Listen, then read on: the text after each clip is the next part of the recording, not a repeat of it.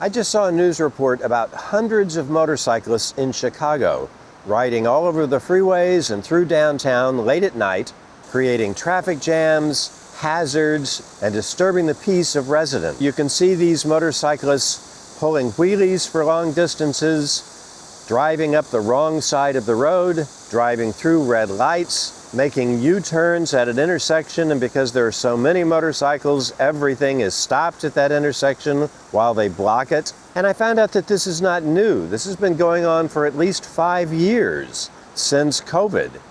Apparently, it coincides with Lollapalooza, which is a big music festival in that area, around the 1st of August. I look at the behavior of these motorcyclists and I shake my head, and I think that's just bad behavior, not acceptable in any way. But then I have to stop and ask myself, do I think this is bad because I'm 73 and I've become intolerant of high spirits in youth? Or is this truly just bad behavior? For decades in the United States, motorcyclists have had bad reputations. It started in the 1950s after World War II, returning soldiers looking for a sense of excitement and risk, and it's exemplified in the Marlon Brando movie, The Wild Ones. And that film does reflect reality to a certain extent. All over California and in other states, there are motorcycle gangs, and in many instances, those gangs are really just criminal enterprises. Not all, of course. I don't want to paint with too broad a brush, but the fact is that a lot of motorcycle gangs are just fronts for criminal activities. Of course, those motorcycle gangs are just a very small percentage of motorcycle riders. There are hundreds of thousands of motorcycle riders all over the United States who are normal, law-abiding, respectful people. But then we see the kind of behavior shown in Chicago, and it's no wonder that motorcyclists have a bad reputation.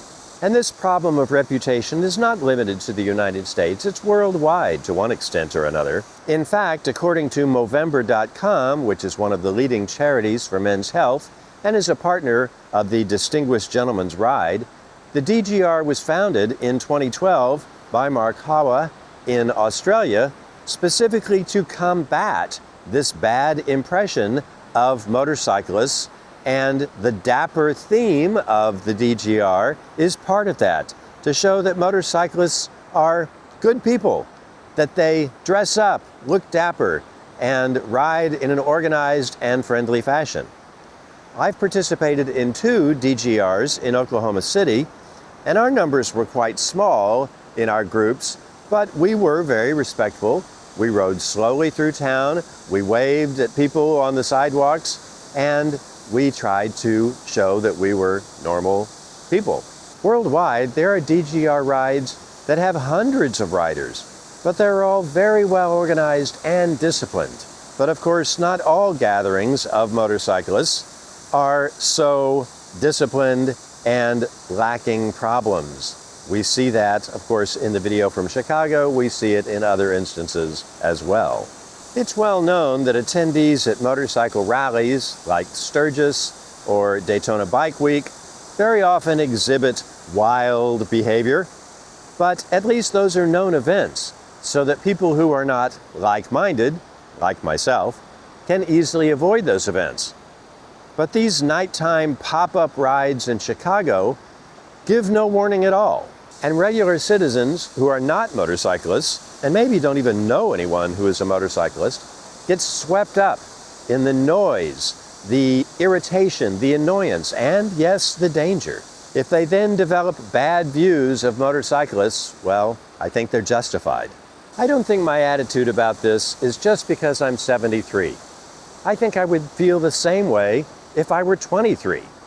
Yes, I get it. Youth means high spirits. And when I was young, I loved a party. But high spirits in youth shouldn't be a license to hassle everyone around you.